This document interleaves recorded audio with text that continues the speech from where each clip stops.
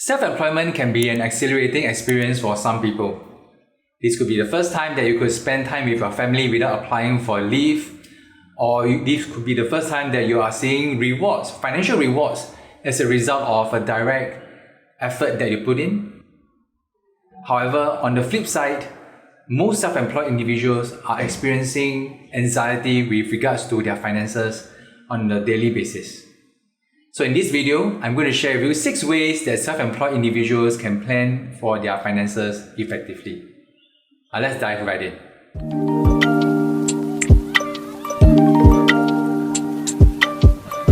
Hello everybody, my name is Adrian and welcome to another episode of Lim Kopi Fridays with Adrian.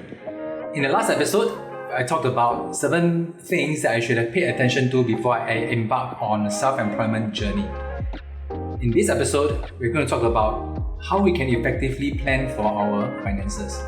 And because a lot of times, self-employment is not all rosy and nice. There could be situations where we may be down, we may be slow in business, and that could affect our finances. However, we should not lose sight of our original intention when we wanted to come out of employment into a self-employment. And that could be one of 2 reasons.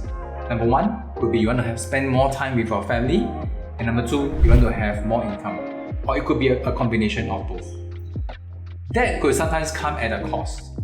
And by understanding what these costs are, then you might be able to better navigate your way around self-employment. Also, the first thing that you have to take care of would be to have a comprehensive medical insurance. Why is this so? Because with the lack of company insurance, you are on your own. And if medical situations arise, then you may have to fork out your own money to pay for them.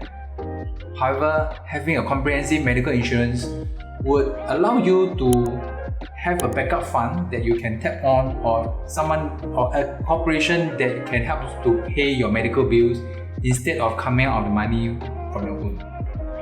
So having a comprehensive medical insurance would be crucial to ensure that your money is not eroded in the event of medical situations. Now, the second thing that we can do is to keep our body and our mind healthy. Because when we do that, we have less chances of falling sick, and we have less chances of taking medical leave, or going to hospital, and less chances of us spending more on medical. And by allowing our mind to be healthy, we can practice mindfulness. And sometimes these activities can translate into better results in our self-employment. So do not underestimate the importance of keeping our body and our mind fit and healthy when we are embarking on a self-employment job. Because at the end of the day, our body is what keeps us going, and our employability, or the ability to work, is very important for us. Which leads me to the next point of protecting our income.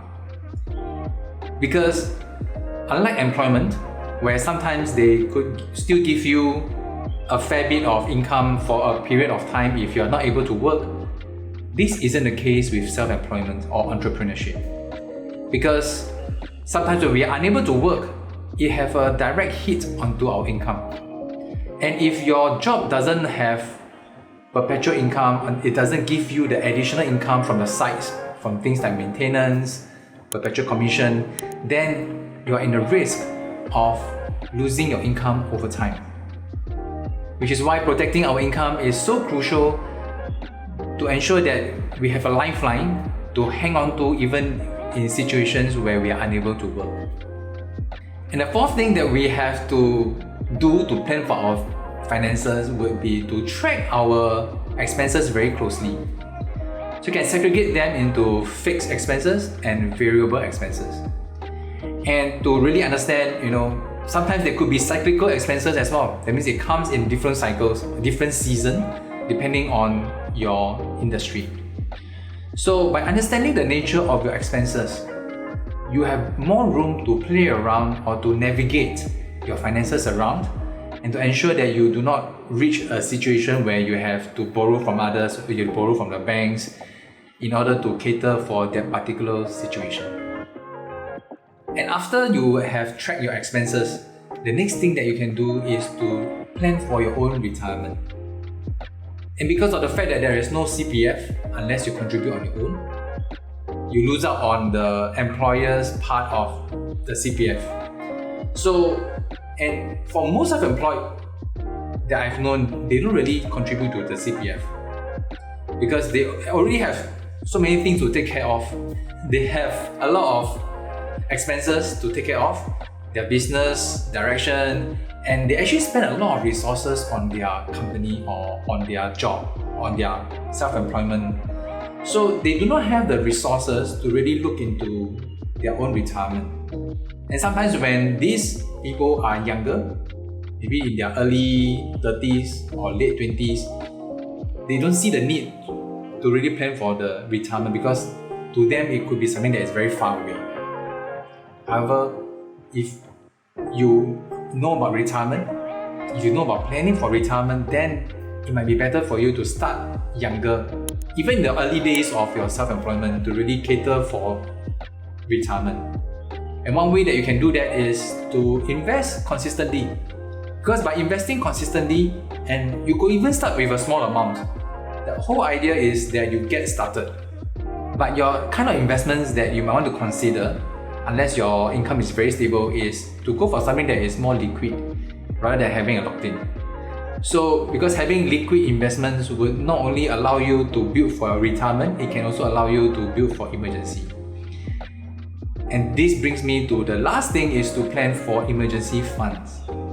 Ideally, if you can plan for 6 months of living expenses or 6 months of living expenses plus your business expenses, that would be great. And I would say that that would probably be the minimum that I would encourage you to go for. Because in self-employment, when you are not able to work due to whatever reason, the first thing that will come into play would be your own money. It means you have to use your own money to cater for the fixed costs and your living expenses. And by planning for emergency funds, depending on your industry, 6 months is generally acceptable. Unless your industry is at risk for something that may be longer, then you might want to plan for longer. It could be like 9 months, or it could even be 12 months. So you could also invest your money as a form of emergency funds, so that it's liquid that way and you can use it for emergency. The only thing that you may have to be mindful of is not to use your investments as freely as you want, because after all, that is mainly for retirement. So to summarize, self-employment can be an exciting opportunity for some people, but not all can be rosy all the time. You want to avoid putting all your resources into your business, into your self-employment job, and to also cater for other aspects of your life, such as getting suitable insurance that can cover your medical bills and that can cover your income, and to keep your mind and body fit and healthy, to ensure that you do not fall sick that often, and also to really track your expenses and to invest for your retirement. I hope this helps. I'll see you in the next episode.